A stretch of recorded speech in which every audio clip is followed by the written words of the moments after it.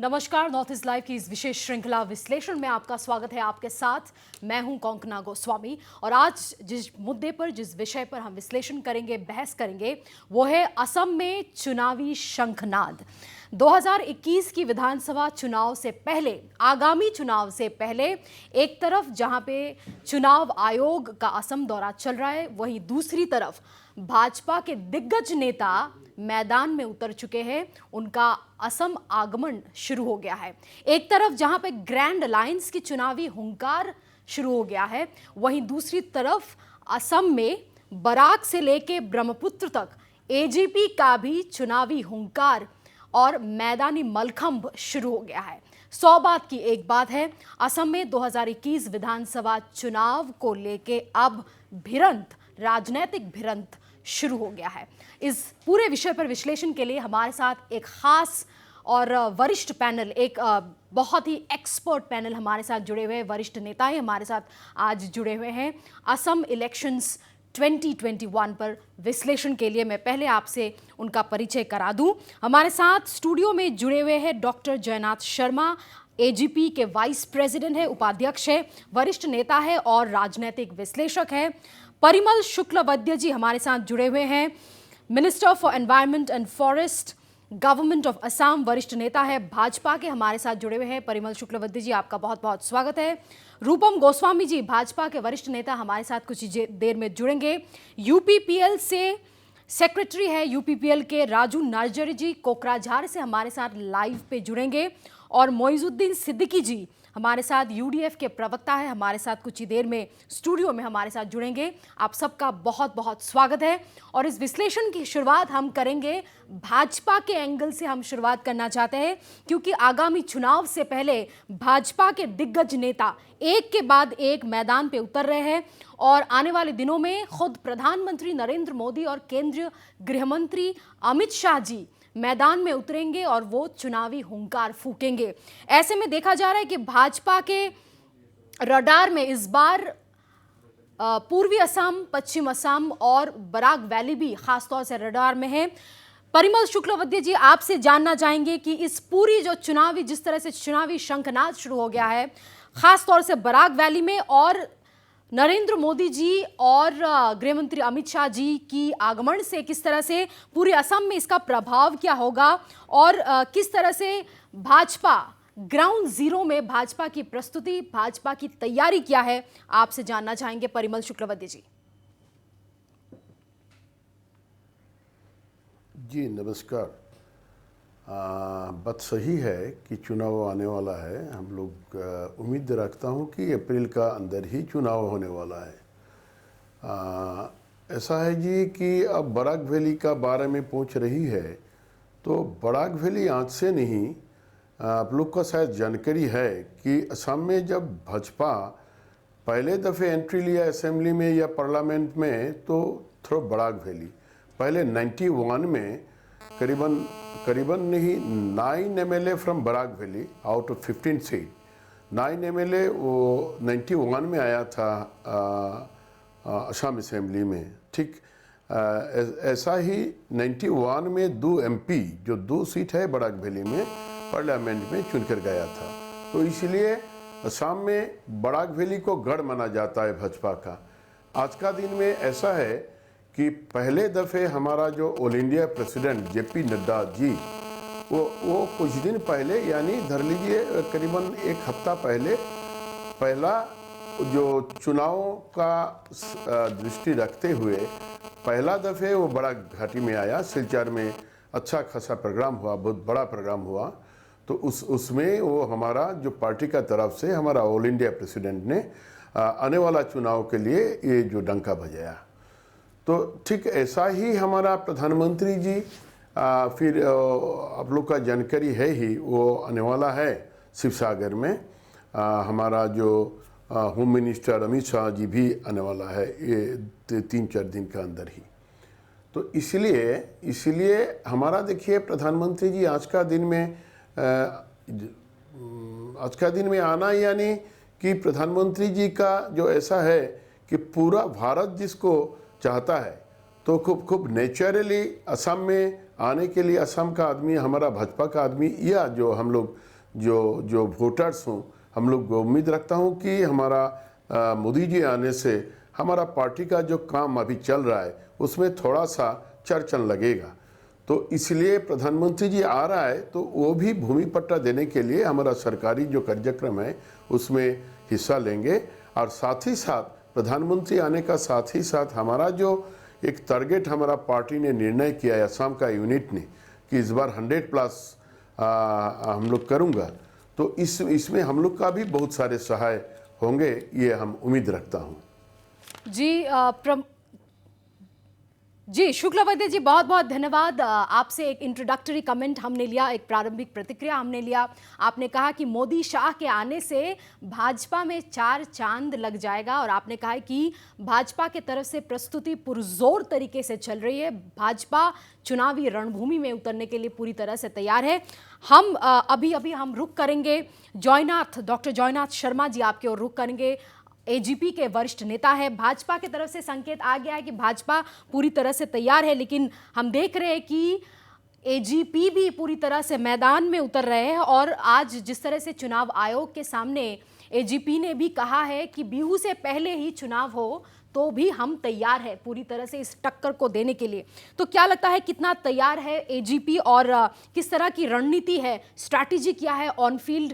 और जिस तरह से सी वोटर के तरफ से आप समीक्षा आ गया है, ओपिनियन पोल में कहा जा रहा है कि अगली बार फिर से गठबंधन सरकार, खासतौर से बीजेपी और एजीपी की बीच जो समझौता है, जो राजनीतिक समझौता है, जो समीकरण है, इसके बारे में आपसे लेंगे introductory comment. Doctor Jainath Sharma ji. May I take the হয়, proceeding আপোনাৰ either in English or Assamese? Of course आप किसी भी लैंग्वेज को चूज कर सकते हैं, क्योंकि भाषा केवल और केवल एक माध्यम है अपने अनुभवों को और अपनी भावनाओं को व्यक्त करने की। जी, किमान प्रस्तुत অগপদ অসম গণ পৰিষদ দল হয় আজিৰ দিনটোত আগন্তুক নিৰ্বাচনৰ কাৰণে আমি সম্পূৰ্ণভাৱে প্ৰস্তুতি আৰম্ভ কৰিছোঁ।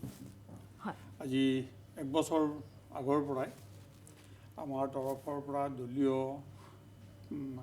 যিবিলাক আমাৰ অৰ্গেন আছে, এই দলীয় ভিত্তিত জিলা পৰ্যায়, আঞ্চলিক পৰ্যায়ত, আঞ্চলিক মানে পঞ্চায়ত পৰ্যায়ত, গ্ৰাম্য পৰ্যায়ত, এই তিনিওটা স্তৰতে আমি আমাৰ সাংগঠনিক সংগঠন শক্তিশালী কৰিবৰ কাৰণে আমাৰ দলৰ তৰফৰ পৰা ইতিমধ্যে আমি আৰম্ভ কৰিছোঁ। আৰু আপুনি ক'ব বিচাৰিছে এবছৰ পূৰ্বৰ পৰাই প্ৰস্তুতি আৰম্ভ এবছৰ পৰা কৰিছে? আমি, হয় কিন্তু আমাৰ কথাটো হৈছে আমি খুব বেছি বহল প্ৰচাৰ কৰা নাই। কাৰণ ইলেকশ্যনত আমাৰ এইবাৰৰ ৰণকৌশলটো হৈছে যে জনসাধাৰণে যিটো ভাবিছে সেই কথাটোৰ ওপৰত ভিত্তি কৰি জনসাধাৰণৰ লগত আমাৰ দলটোৰ মতটো যাতে এক হ'ব পাৰে, সেয়ে আমি বহুত বহল প্ৰচাৰলৈ নগৈ আমি ধীৰে ধীৰে আমি আমাৰ সংগঠনৰ ভেটি একেবাৰে তলৰ লেভেলৰ পৰা, গ্ৰাম্য লেভেলৰ পৰা মজবুত কৰাৰ কাৰণে আমি সিদ্ধান্ত গ্ৰহণ কৰিছোঁ। অৱশ্যে এইটো কথা সঁচা কথা, আজিৰ দিনটোত অসম গণ পৰিষদ দল আৰু সৰ্বভাৰতীয় ভিত্তি মানে সৰ্বভাৰতীয় দল হিচাপে আমাৰ বিজেপি দল, এই দুইটা দলৰে সকলো ঠাইতে এটা আমাৰ ৱৰ্কাৰবিলাকৰ মাজত অহাবাৰ আমি একত্ৰিতভাৱে যুঁজ কৰিম নে নকৰিম এই কথাটো লৈ আমাক দলীয় ভিত্তিত আমাৰ ক'ৰবাত কুৱেশ্যন হৈছে, প্ৰশ্ন হৈছে। কিন্তু আমি আমাৰ দলৰ পৰা এতিয়া আমি প্ৰশ্ন কৰি দিছোঁ যে যদি অন্য কোনো ফেক্টৰে কাম নকৰে তেনেহ'লে বৰ্তমানৰ যিটো স্থিতি, এই স্থিতিটোৰ ওপৰতে ভিত্তি কৰি আমি নিৰ্বাচন খেলিম। আমি ভাৰতীয় জনতা দলৰ লগত একত্ৰিতভাৱে যিহেতু আজিৰ দিনটোতো আছোঁ, সেইধৰণে আমি এই গঠবন্ধনত আমি আজিৰ দিনটোত থাকিম বুলি ভাবিয়ে আমি আগবাঢ়িছোঁ। আৰু আমাৰ দলৰ বিভিন্ন কেইবাটাও সমষ্টিত আমি জাতীয় ঐক্য সমাৰোহৰ জৰিয়তে আমাৰ ৱৰ্কাৰবিলাকক আমি হেৰি কৰিছোঁ। আৰু আমি দেখিছোঁ যে বিভিন্ন ঠাইত আমাৰ যিবিলাক ৱৰ্কাৰ, এটা সময়ত কি হ'ল, বিশেষকৈ 16 ইলেকশ্যনৰ আগৰ পৰা 15 বছৰ যেতিয়া আমাৰ ৱৰ্কাৰবিলাক বিভিন্ন সা সুবিধাৰ পৰা বিতাড়িত হ'ল অসম গণ পৰিষদৰ, তেতিয়া অলপ তেওঁলোকৰ মনত এটা হেৰি আহিছিলে, দুৰ্বল ভাৱ আহিছিলে। কিন্তু 16 ইলেকশ্যনৰ পিছৰ পৰা আমাৰ তলে তলে মৌনভাৱে আমাৰ কৰ্মীসকলৰ উৎসাহ উদ্দীপনা যথেষ্ট জাগ্ৰত হৈছে। আৰু এতিয়া আপুনি দেখিছে যিমান আমাৰ সমাৰোহ হেৰি আমি অনুষ্ঠিত কৰিছোঁ, সেই জাতীয় ঐক্য সমাৰোহসমূহত আমাৰ ৰাইজৰ সঁহাৰিটো অতি মজবুতভাৱে আমি কথাটো সঁহাৰি পাইছে। এইখিনিতে মই আপোনাক সুধিব বিচাৰিছোঁ যে আপুনি যি ধৰণে কৈছে যে বৰ্তমান অগপ আৰু বিজেপিৰ মাজৰ যি মিত্ৰতা, সেই মিত্ৰতাৰ সন্দৰ্ভত নিৰ্ণয় লোৱা হোৱা নাই যদিও প্ৰত্যক্ষভাৱে ফৰ্মেলি যিহেতু নিৰ্ণয় লোৱা হোৱা নাই, আগন্তুক দিনত প্ৰধানমন্ত্ৰী নৰেন্দ্ৰ মোদী আৰু অমিত শ্বাহ ডাঙৰীয়া যেতিয়া আহিব, হয়তো তেতিয়া এটা ডিচিশ্যন এটা লোৱা যাব, final mandate will be out.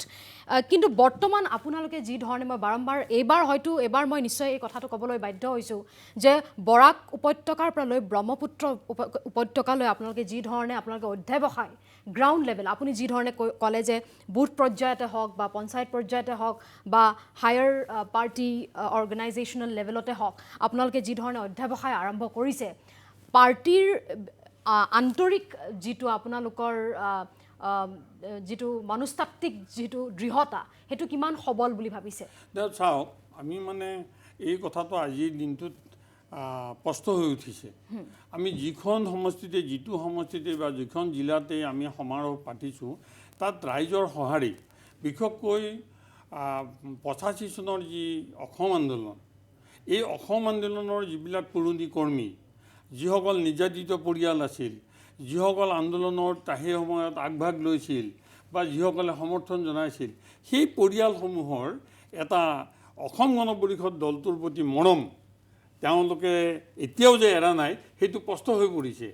তেওঁলোকৰ যিটো উৎসাহেৰে আগবাঢ়ি আহিছে, ইয়াৰ পৰা বুজা যায় যে অসম গণ পৰিষদ দলটোক আজিৰ দিনটোত যোনে যিমান আমাৰ বিৰুদ্ধে নকওক কিয়, আমি গ্ৰাউণ্ড লেভেলত আমি আজিৰ দিনটোতো আমাৰ বেছটো ৰক্ষা কৰিব পাৰিম। মানে আপুনি ক'ব বিচাৰিছে যে অসম আন্দোলনৰ ঔৰসৰ পৰা জন্ম হোৱা এটা জাতীয়তাবাদী দল, যিকোনো ধৰণে এই জাতীয়তাবাদী দলটো আজি ৰাজ্যত চৰকাৰ গঠন যোনেই নকৰক, কিন্তু অগপ দল অবিচ্ছেদ্য অংগ, আপুনিতো ক'ব নাই। এইটো ক'ব আপুনি চাওক, 1985 চনৰ ডিচেম্বৰত হোৱা নিৰ্বাচনত অসম গণ পৰিষদ দলৰ হাতত সেই সময়ত জনতা পাৰ্টি আছিল, ভাৰতীয় জনতা পাৰ্টি আছিল যদিও তেওঁলোকে হেৰি কৰা নাছিলে, কিন্তু আমাৰ লগত অলপমান ভাৰতীয় জনতা দলৰ কিছুমান কোনো ঠাইত প্ৰাৰ্থী দিছিল, কিন্তু কোনেও হেৰিত আহিব পৰা নাই।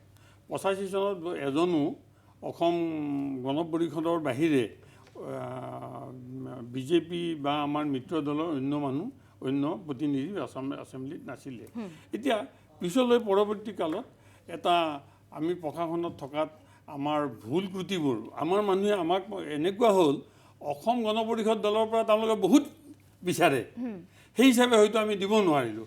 আৰু দিব নোৱাৰাৰ কাৰণটো হ'ল, মূল কাৰণটো হ'ল, কেন্দ্ৰত সেই সময়ত যি চৰকাৰ আছিল, এই চৰকাৰ বিশেষকৈ কংগ্ৰেছৰ দলৰ চৰকাৰে আমাক অসম গণ পৰিষদ দলটোক সহায় নহয়, শত্ৰু হিচাপে তেওঁলোকে আচৰণ কৰিছিল,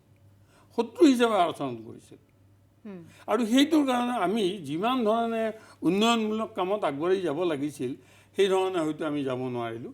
সেইকাৰণে লাহে লাহে গৈ আমাৰ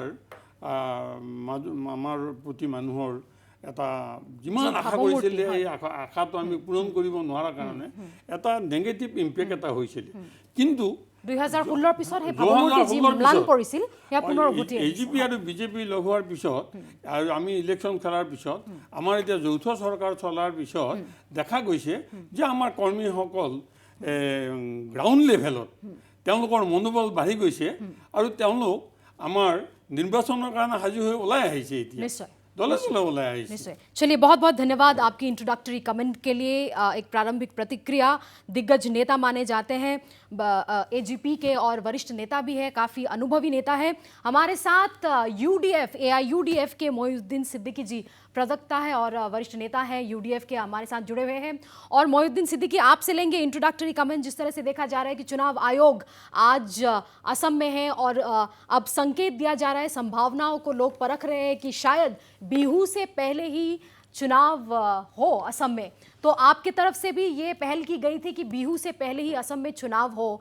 तो प्रधानमंत्री नरेंद्र मोदी जी और अमित शाह जी के आने से पहले, असम दौरे के पहले, आप लोगों ने भी ग्रैंड अलायंस के द्वारा असम में चुनावी बिगुल फूंक दिया है। थोड़ा सा विस्तार से बताएं कि स्टेटस क्या है, स्थिति क्या है और आपकी मनोबल की दशा के बारे में थोड़ा सा बताएं। देखिए,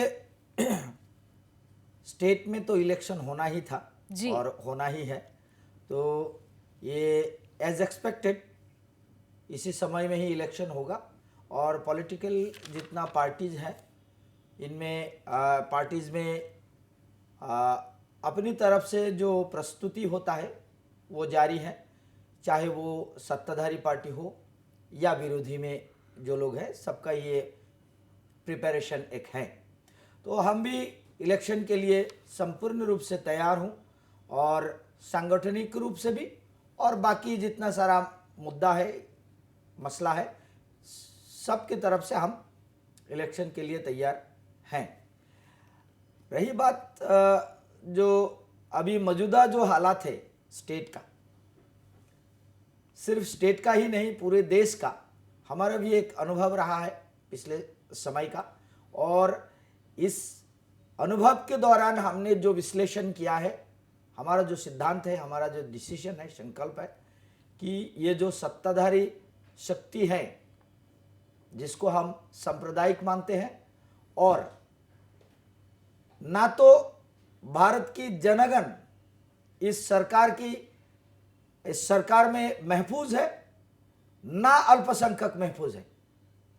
इकोनॉमी जैसे डिक्लाइन हो रहा है, उसी तरह सीमांत में जो किसान आंदोलन चल रहा है, 1.5 महीना लगभग बीत चुके हैं, कोई रिस्पॉन्सिबिलिटी, कोई जिम्मेदारी नहीं लिया जा रहा है, कोई स्टेप जिम्मेदारी से नहीं लिया जा रहा है। असम में भी ऐसा हाल हुआ है, जहाँ जहाँ भी प्रोटेस्ट हुआ है, जहाँ जहाँ नाखुश है, वहाँ इग्नोर के माध्यम से वो आंदोलन को दबाया जा रहा है, इग्नोर के माध्यम से उसको अनसुनी किया जा रहा है। तो लेकिन मोहिउद्दीन सिद्दीकी जी, आप ग्राउंड लेवल पर आप क्या कहेंगे? क्योंकि आप कह रहे हैं कि लोगों से, जनता से आंदोलन का आगाज हुआ है, लेकिन भाजपा और एजीपी की जो रैलियां है वहां पे तो भारी संख्या में जनता का रिस्पांस मिल रहा है, तो उस पर आप क्या कहेंगे? 2-3 शब्द में मैं खत्म करता हूं। ये आप कहेंगे, ये आपका हाउ योर जर्नलिज्म अलाउज। नहीं, मैं आपसे पूछ रही हूँ कि आप कह रहे हैं कि जनता आंदोलन का आगा, नहीं, जर्नलिज्म पे आप सवाल मत पूछिए, क्योंकि जर्नलिज्म का काम है आपसे सवाल पूछना। ठीक है, मैं आपसे पूछ रही हूँ। नहीं, मैं आपसे पूछ रही हूँ। नहीं, मोहिउद्दीन सिद्दीकी जी, मैं आपसे सवाल पूछ रही हूँ कि एक तरफ आप नहीं, मोहिउद्दीन सिद्दीकी जी, मैं आपसे बस सवाल पूछ रही हूँ कि एक तरफ जिस तरह से आपने कहा और आपके वक्तव्य के साथ सामंजस्य बनाते हुए मैंने ये सवाल पूछा है कि आपने कहा कि जनता के तरफ से आंदोलन का आगाज है, लेकिन जिस तरह से भाजपा और एजीपी की रैली में जिस तरह से जनता का सैलाब है, वो दोनों पिक्चर आप किस तरह से आप इसका विश्लेषण करेंगे? ये मैं आपसे सवाल पूछ रही हूँ। नहीं, रैलीज में लोग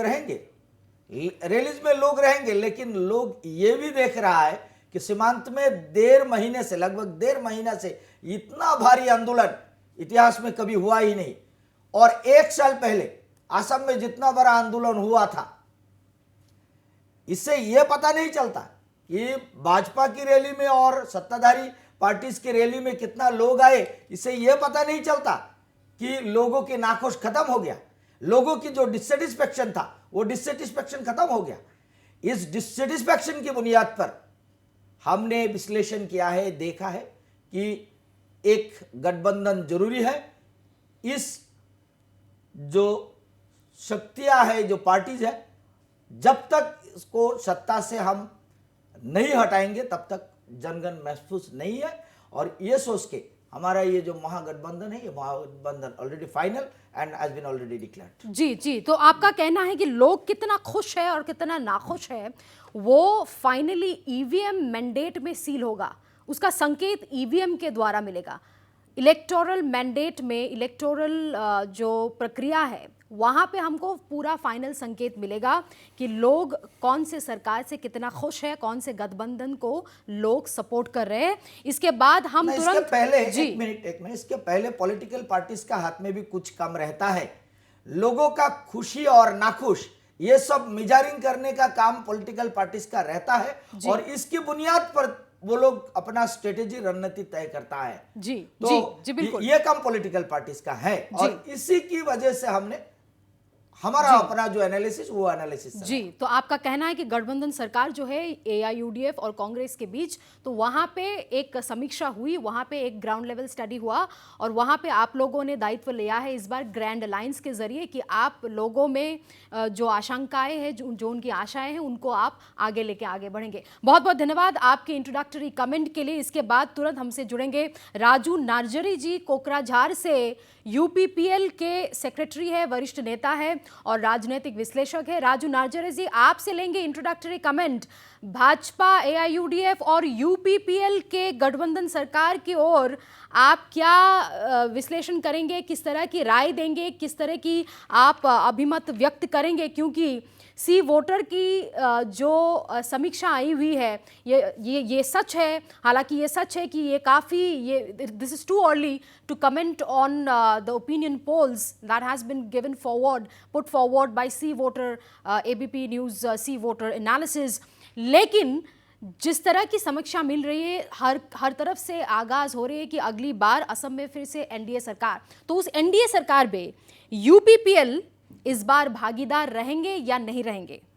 आपकी तरफ से, पार्टी की तरफ से, यूपीपीएल की तरफ से क्या मंशा है, जानने की कोशिश कर रहे हैं। राजू नार्जरी जी। नमस्ते सबको, जितना भी पैनलिस्ट है। आपके जो सवाल के मेरा जो सीधा जवाब जो ये है कि हमने बीटीसी इलेक्शन में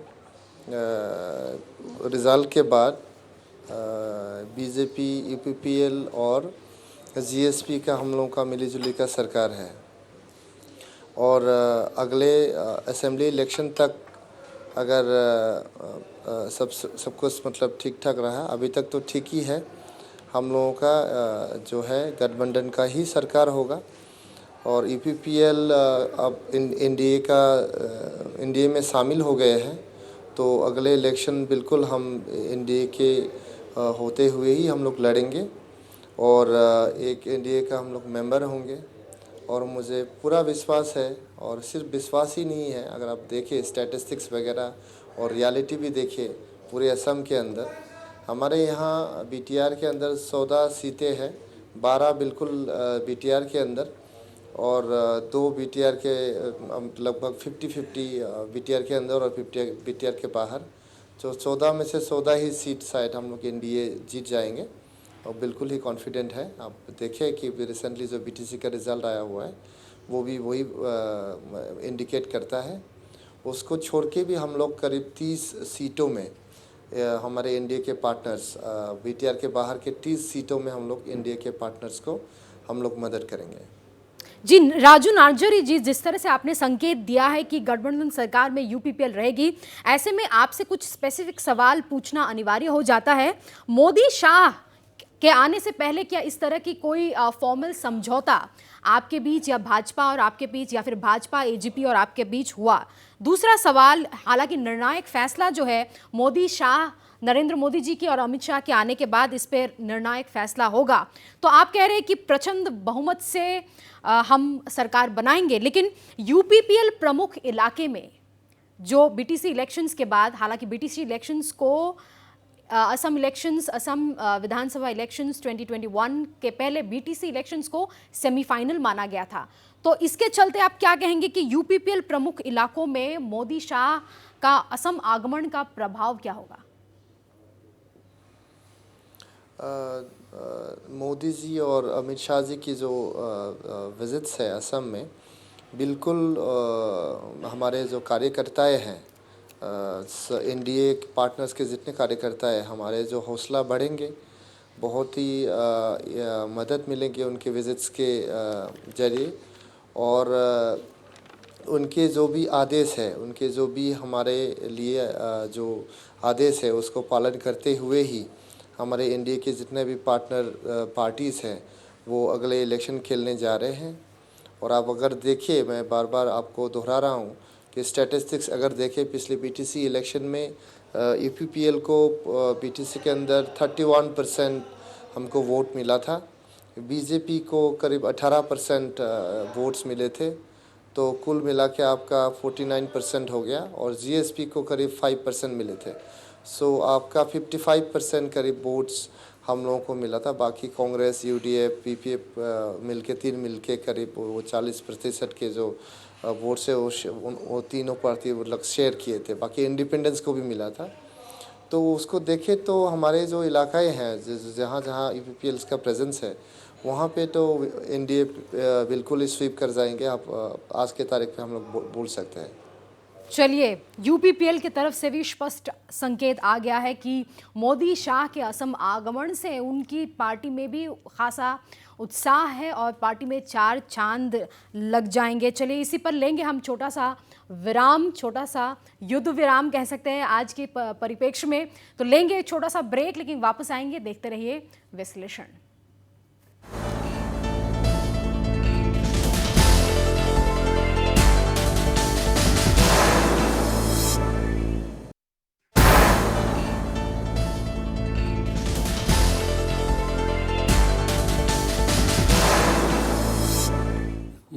ब्रेक के बाद वापस लौटेंगे, सीधा रुख करेंगे परिमल शुक्लवैद्य की ओर।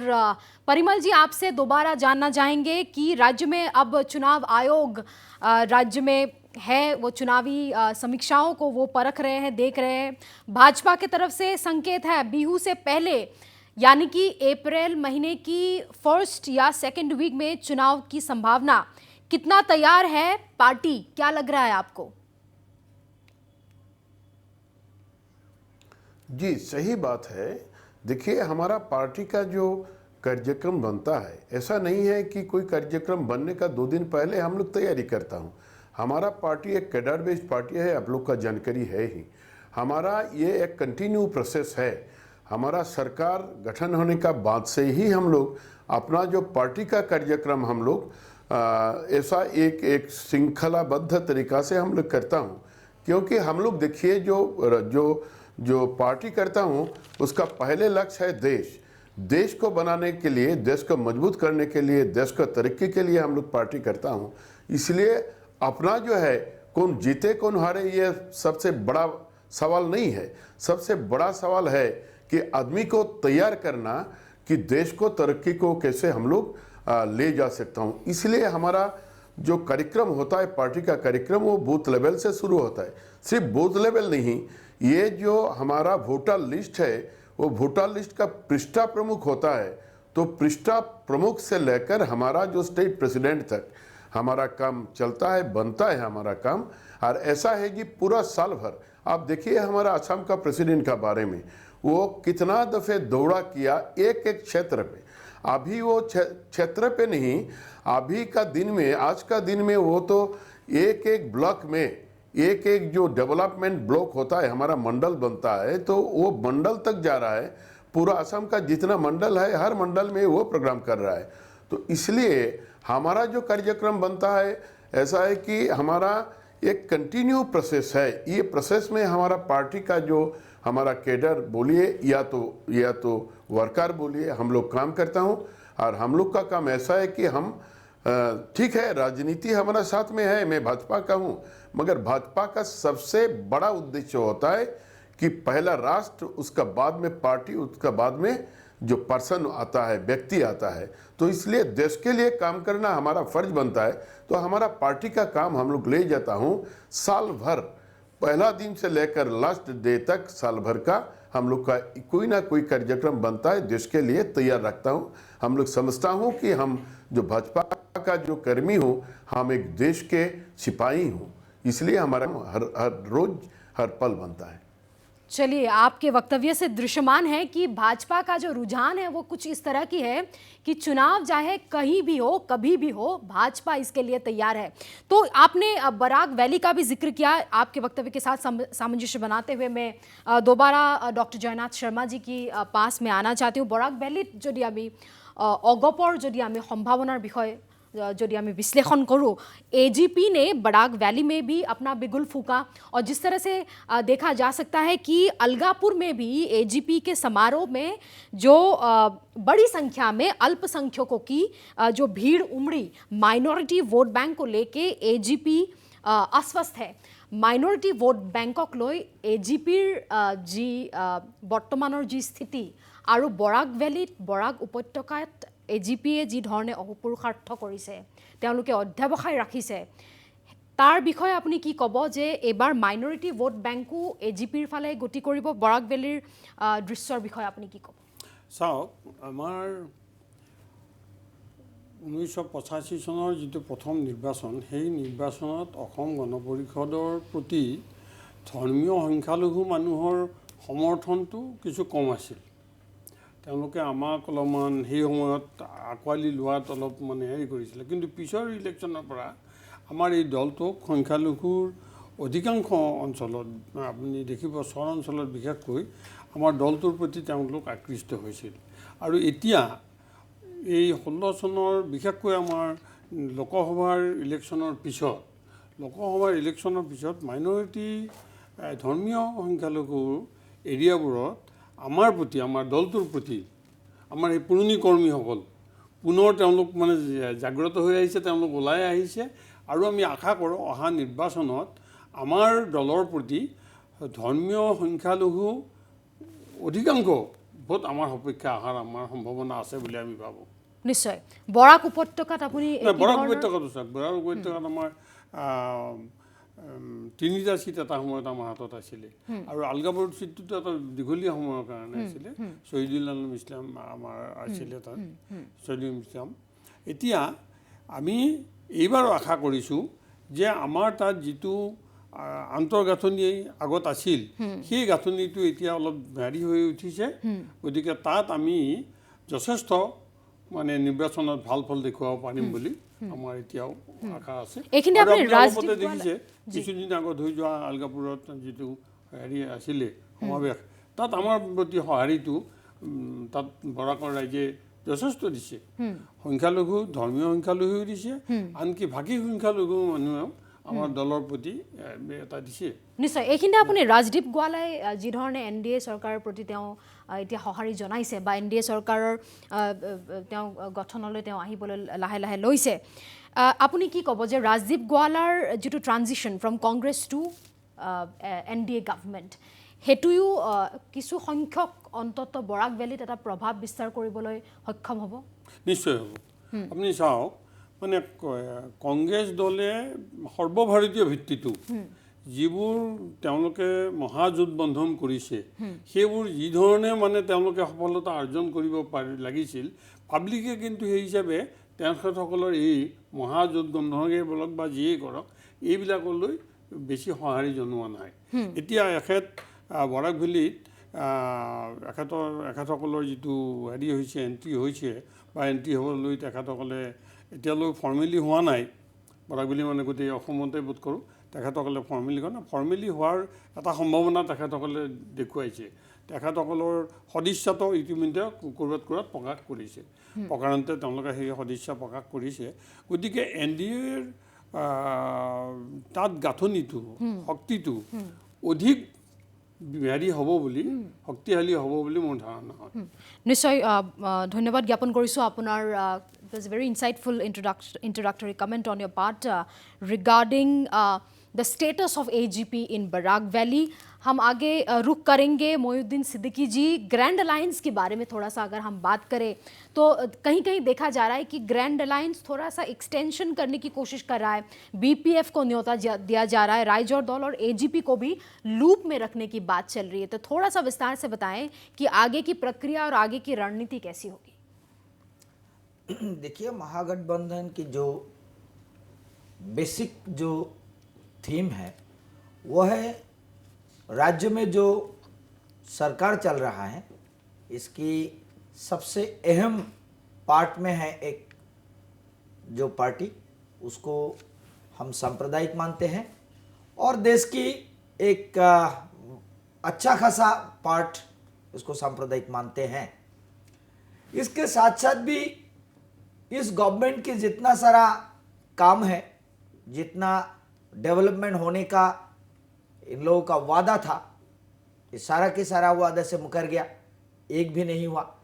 इसकी विपरीत में इकोनॉमी डिटोरिएटेड हुआ, कम्युनल हार्मोनी का जो फैब्रिक्स था, यूनिटी जो था, ये खत्म हो गया। आज यहाँ इस राज्य में जहाँ कभी कम्युनल बातें नहीं चलते थे, आज यहाँ आजान के लेकर वितर्क चलता है, यहाँ दाढ़ी लेकर वितर्क चलता है। नहीं, फिर आज तो दाढ़ी के बारे में बदरुद्दीन अजमल जी ने कमेंट दिया है। ये तो सांप्रदायिक कमेंट तो आज अल्पसंख्यक जब शंकित होता है, जब एक दाढ़ी लुंगी टोपी का जो जैसे मुद्दा देखिए, है, जब मेरा एग्जिस्टेंस के ऊपर चैलेंज आता है, तो क्या मेरा राइट नहीं बनता है कि मैं इसके विरोध करूं? ये एक राइट तो बनता है ना अल्पसंख्यक होने के नाते।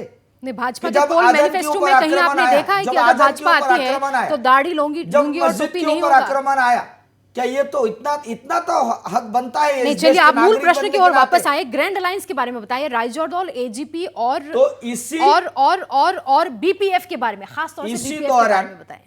हमने पहले तय किया है कि बीजेपी को सत्ता से हटाना है, क्योंकि इस देश को एकजुट होकर रहना है। कोई फॉर्मल बातचीत हुई है आपकी खास तौर से बीपीएफ के साथ? हाँ, बातचीत चल रहा है और आशावादी है हम होपफुल है कि जितना सारा पार्टीज हैं जो हार्दिक जिनका समर्थन रहता है बीजेपी को पावर से हटाने का मुद्दे पर, वो लोग सामने भी आएंगे। और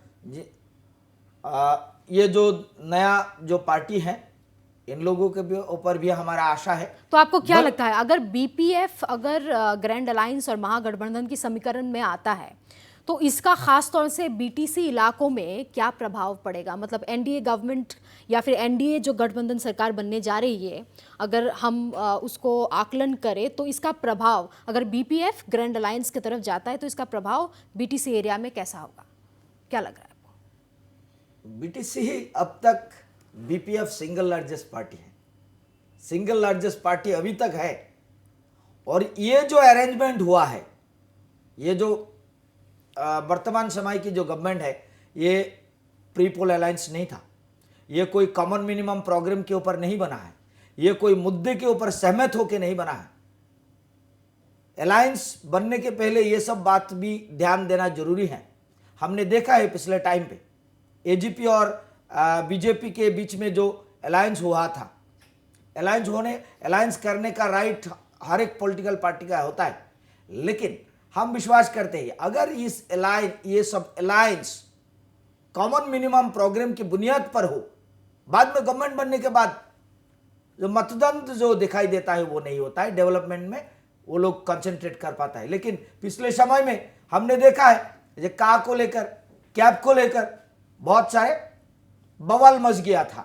चलिए, आपका कहना है कि अलायंस अगर बननी चाहिए, वो लोग का बात है। हम विश्वास करते हैं कि अलायंस के पहले कॉमन मिनिमम प्रोग्राम होना बहुत जरूरी है। चलिए, राजू प्रोग्राम नहीं हुआ तो मान लीजिए कि नीतिगत ये अलायंस नहीं। जी बिल्कुल बिल्कुल। এখানে যিটো কথা কৈছে যে কমিউনিয়েল পাৰ্টি বেলেগ পাৰ্টি এখেতসকল নহয়, কিন্তু এখেতক বোধ কৰোঁ বা যেন সৰ্বসাধাৰণ ৰাইজত অসমৰ হেৰিত এখেতসকলৰ পাৰ্টিটোৰ প্ৰতি মানে ধৰ্ম নিৰপেক্ষ পাৰ্টি বুলি এখেতসকলৰ কোনো ধৰণৰ মানুহৰ ধাৰণাই নাই, জনমানসত কোনো ধৰণৰ ধাৰণা নাই।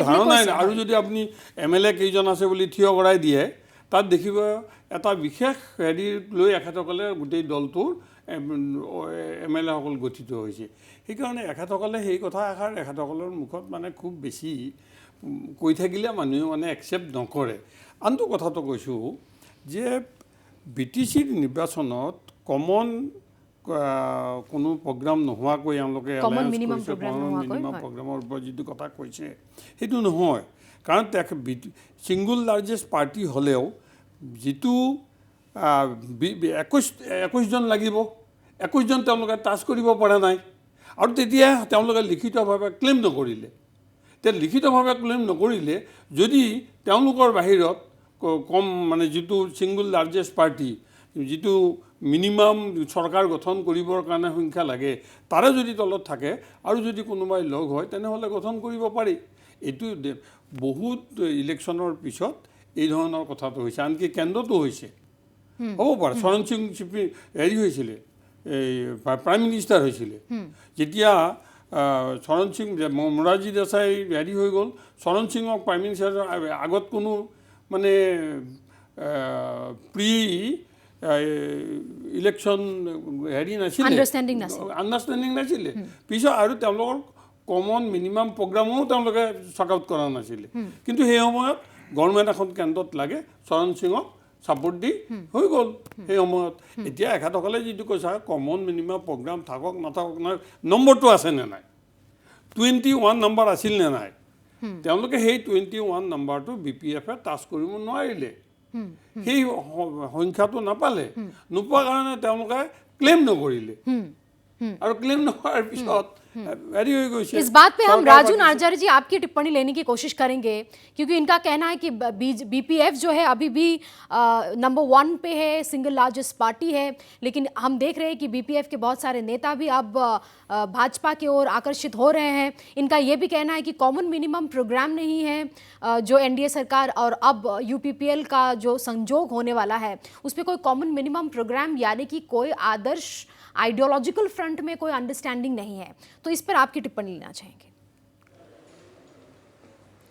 ये बहुत ही दुर्भाग्यजनक एक टिप्पणी है जो प्रीवियस स्पीकर ने बोला है कि कोई हमारा प्रोग्राम नहीं है।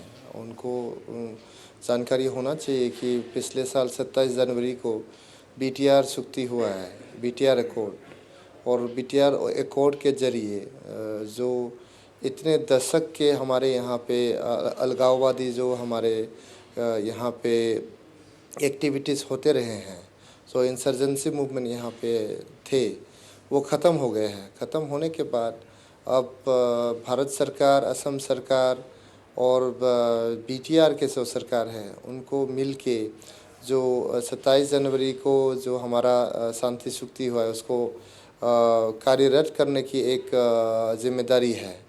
तो उसके चलते ही ये सरकार बनाया गया है, UPPL, BJP और GSP का। और उसके साथ साथ जो 17 साल में जो करप्शन हुआ है यहाँ पे, जो कोई ट्रांसपेरेंसी अकाउंटेबिलिटी नहीं था यहाँ पे हिंसा के जो ये रहा है, जो माहौल रहा है उसको ख़त्म करके एक शांति के माहौल, एक डेवलप्ड एक BTR और एक अकाउंटेबल सरकार लोगों के लिए हमको यहाँ बनाना है। तो ये सब प्रोग्राम्स हमारा है जो हमारे अलायंस सरकार है। तो इसमें दूसरा टिप्पणी उन्होंने किया कि ये सरकार जो है मेजॉरिटी सरकार नहीं है। उनको जानना चाहिए कि हमारे पास 24 सीटें हैं और BPF के पास 16 सीटें हैं, तो हमारे 8 सीटों का फ़र्क है यहाँ पे। और दूसरी तरफ आप देखें कि BPF और UPPL के जो वोट परसेंटेज है, BPF को मिला 32% और UPPL को मिला है 31%। सो ये वोट जो शेयर है वो बहुत मिनिमल है डिफरेंस, उसको चलते आप सीट के जो डिफरेंस आप देखें तो बहुत ज़्यादा है। तो इसलिए ये जो टिप्पणी दिया गया है ये तो थोड़ा सा जी, इस पर हम मोहिउद्दीन सिद्दीकी साहब का टिप्पणी और प्रतिक्रिया भी लेंगे, लेकिन उससे पहले परिमल शुक्लबद्ध जी, क्योंकि यहाँ पे कॉमन मिनिमम प्रोग्राम होने का जिक्र हो रहा है, यहाँ पे ग्रैंड लाइंस का जिक्र हो रहा है, यहाँ पे मेजॉरिटी का जिक्र हो रहा है, देखा जा रहा है कि कांग्रेस के दिग्गज नेता भी, और अब तो कहा जा सकता है कि महागठबंधन के दिग्गज नेता भी अब मैदान पे उतर आए हैं। जितेंद्र सिंह से लेके भूपेश बघेल तक अब मैदान में हैं, चुनावी शतरंज में टक्कर देने के लिए वो तैयार है। और ऐसे में ग्रैंड अलायंस का आत्मप्रकाश होना और उधर मोदी शाह का चुनावी शंखनाद, तो आपको क्या लग रहा है कि मेन कॉन्टेस्ट इस बार, मेन टक्कर जो चुनावी टक्कर है, जो मेन स्ट्रीम टक्कर है, वो होगा कि नहीं, और अगर होगा तो किस किस के बीच होगा? इसके बाद हम मोहिउद्दीन सिद्दीकी साहब के और रुख करेंगे।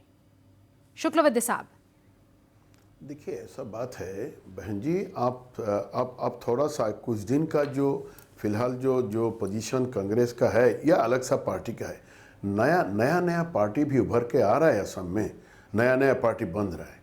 अभी कांग्रेस का हालत देखिए, जैसा आप कांग्रेस का बारे में हमको पूछ रही है, तो कांग्रेस का पोजीशन क्या है? कांग्रेस का जो दिग्गज नेता असम का है, आप लोग देख रहा है कि कुछ दिन पहले हमारा 2 MLA रिज़ाइन करके अपना हमारा भाजपा में शामिल हुआ। बहुत सारे कांग्रेस का जो अभी सीटिंग MLA है, इन लोग हमारा साथ संपर्क कर रहा है कि क्योंकि इन लोग जानता है, इन लोग का ग्राउंड रियलिटी मालूम है कि कांग्रेस आने वाला नहीं है, वो सिंगल डिजिट में इस बार आएगा असम में, सिंगल डिजिट में आने वाला है। देखिए अभी इन लोग का कितना सीट है आप लोग का जानकारी है ही। वो नेक्स्ट जब इलेक्शन होगा उसमें सिंगल डिजिट में आने वाला है। हम लोग का जो ग्राउंड रियलिटी हम लोग को बता रही है जी। ठीक है, ऐसा ही नया जो पार्टी उभर के आ रहे हैं, तो इन लोग को ठीक है पार्टी बनना, तो ऐसा बात है कि डेमोक्रेटिक सिस्टम में ये अलाउ है और हम लोग वेलकम करता हूँ। जितना पार्टी बने वो राष्ट्र का बात, ये राज्य का बात जरूर आएगा इन लोग का मुंह से, तो अच्छा ही है। मगर हम लोग ऐसा हमारा सामने ऐसा कोई कुछ नहीं देख रहा हूँ कि उनका साथ हमारा बड़ा टक्कर। जी बहुत बहुत धन्यवाद। ऐसा कोई पार्टी है ही संक्षेप में हम नहीं क्योंकि इस कार्यक्रम के अंतिम क्षण में हैं, तो संक्षेप में हम इसकी प्रतिक्रिया लेंगे मोहिउद्दीन साहब से, और उसके बाद एंड कमेंट लेंगे, क्लोजर कमेंट लेंगे डॉक्टर जयनाथ शर्मा जी से। तो मोहिउद्दीन साहब आपसे लेंगे प्रतिक्रिया बहुत ही संक्षेप में। देखिए BTR चुक्ति अलग चीज है, मेरा ये क्लैरिफाई करना है। BTR चुक्ति अलग है और इलेक्शन का पोल अलायंस का कॉमन मिनिमम प्रोग्राम अलग होता है। अगर कॉमन मिनिमम प्रोग्राम होता तो लोगों का इसके ऊपर राय देने का सुविधा मिलता, लेकिन BTC इलेक्शन में दोनों पार्टी अलग थे। इलेक्शन के पहले जो मैंडेट को लेकर अभी सरकार में सत्ता में है, वो लोग इसका मैंडेट नहीं लिया गया, दोनों अलग अलग इलेक्शन फाइट किया था। और इसी हिसाब से हम कह सकते हैं कि कॉमन मिनिमम प्रोग्राम अगर होता इस अलायंस में तो चलिए, लोगों को आप बार-बार इस चीज को दावा कर रहे हैं कि कॉमन मिनिमम प्रोग्राम नहीं है। अंत में जहां तक नहीं है तहां तक नीतिगत नहीं है, वहां नीतिगत नहीं है अलायंस। जहां पे कॉमन मिनिमम प्रोग्राम है वहां नीतिगत, यानी कि आप कह रहे हैं कि जी इस पर हम प्रतिक्रिया लेंगे और खास तौर से एक बात आपसे जानने की कोशिश करेंगे, क्योंकि हर एक बार एक एलिगेशन सा रहता है और ऑपोजिशन की तरफ से भी एक एलिगेशन सा रहता है कि वन मैन फेस वैल्यू के वजह से ही NDA सरकार टिकी हुई है। लेकिन इस बार हम देख रहे हैं कि AGP भी पूरी तरह से ग्राउंड लेवल पे रणभूमि में उन्होंने अपनी ताकत झोंक दी है। तो आपसे लेंगे एंड कमेंट, क्लोजर कमेंट। मैं प्रथमते शर्मा जी, কৈ जी। দিছোঁ হয়, নিশ্চয়, যে কনষ্টিটিউশ্যনত মানে যেতিয়া কোনো পাৰ্টিয়ে মেজৰিটি নাপাব চৰকাৰ গঠন কৰাৰ কাৰণে, তেতিয়া কি হয়, 2-3টা পাৰ্টি যদি মিত্ৰ হৈ এখন চৰকাৰ গঠন কৰিব পাৰে, তাত কনষ্টিটিউশ্যনেল বাধা নাই। গতিকে কনষ্টিটিউশ্যনেলি কমন মিনিমাম প্ৰগ্ৰাম লাগিব বুলিয়েই কথাটো কনষ্টিটিউশ্যনত ক'তো এই প্ৰভিজনটো নাই। গতিকে এখেতে যিটো কথা কৈছে, চৰকাৰ কোনোবাইতো বনাব লাগিব। ইমান টকা পইচা খৰচ কৰাৰ পিছত এখন এটা ইলেকশ্যন হৈছে, তাৰপিছততো চৰকাৰ নবনোৱাকৈ থাকিব নোৱাৰিব। আৰু সেই হিচাপে কনষ্টিটিউশ্যনত প্ৰভিজন আছে, চৰকাৰ গঠন হৈছে। দ্বিতীয় কথাটো হৈছে আজিৰ দিনটোত বিহুৰ আগতেই হওক বা বিহুৰ পিছতেই হওক, অসম গণ পৰিষদ দলৰ তৰফৰ পৰা আমি দৃঢ়ভাৱে আমাৰ এই পৰিৱেশত আমি যিটো এনালাইচিছ কৰিছোঁ, বিশ্লেষণ কৰিছোঁ, আমি দৃঢ়তাৰে কথাটো ক'ব পাৰোঁ যে চৰকাৰ এইবাৰ NDA চৰকাৰেই হ'ব। নিশ্চয় NDA চৰকাৰ হ'ব। মানে আজিৰ যিটো পৰিৱেশ, এই পৰিৱেশত কিন্তু কংগ্ৰেছক বা কংগ্ৰেছৰ নেতৃত্বত যদি কিবা মহাগঠবন্ধন হয়, পাব্লিকে একচেপ্ট কৰিব বুলি মোৰ ধাৰণা। বহুল অৰ্থত ক'ব বিচাৰিছে আপুনি যে অগপ দলো এইবাৰ যুদ্ধংদেহী মনোভাৱেৰে আগবাঢ়িছে। আমি সম্পূৰ্ণ প্ৰস্তুত হৈছোঁ আৰু আমাৰ দল সেই ধৰণে NDAৰ লগত লগ লাগি আমি অহা নিৰ্বাচনত আমি चूज কৰিবলৈ। निश्चय धन्यवाद ज्ञापन करूँ। राजू नार्जरी से आपसे लेंगे अंतिम कमेंट। इनका कहना है कि NDA सरकार का कॉमन मिनिमम प्रोग्राम तो है नहीं, लेकिन NDA सरकार हर तरफ से कोशिश कर रही है और समीक्षाओं में भी आए हैं, लेकिन और एनडीए सरकार की तरफ से चाहे भाजपा हो, चाहे एजीपी हो, चाहे यूपीपीएल हो, आप लोग कह रहे हैं कि अगली बार फिर से एनडीए सरकार। एंड कमेंट, क्लोजर कमेंट लेंगे बहुत ही संक्षेप में। इसमें कोई दो राय नहीं है कि असम में एनडीए की सरकार होने वाला है और उसमें यूपीपीएल की तरफ से हम जोरदार तरीके से भाग लेंगे। हमारे जितने भी सीटें हैं यहाँ पे बीटीआर के अंदर, उसमें हम लोग यूपीपीएल, बीजेपी, एजीपी सब लोग मिलके हम लोग जितने भी सीटें हैं जीतेंगे जी, और ज़ोरदार तरीके से हम लोग एनडीए की सरकार को मदद करेंगे। जी, एक बात पर तो हम सब सहमत जरूर होंगे कि असम में चुनावी शंखनाद बज चुका है और आगामी दिनों में, आने वाले दिनों में ईवीएम मैंडेट में पता चलेगा कि कौन सी पार्टी, कौन सा ग्रैंड अलायंस और कौन सा महागठबंधन जनता के दरबार में प्रचंड बहुमत से आता है, सत्ता पे बैठता है और अपनी सरकार का शंखनाद बजाता है। चारों पैनलिस्टों को, चारों एक्सपर्ट पैनलिस्टों को इस बहुत ही महत्वपूर्ण और तात्पर्यपूर्ण विश्लेषण में भाग लेने के लिए बहुत बहुत धन्यवाद। अगले रविवार को एक और नए विषय के साथ, एक और नए महत्वपूर्ण विषय के साथ हम वापस लौटेंगे। देखते रहिए विश्लेषण। नमस्कार, शुभ रात्रि।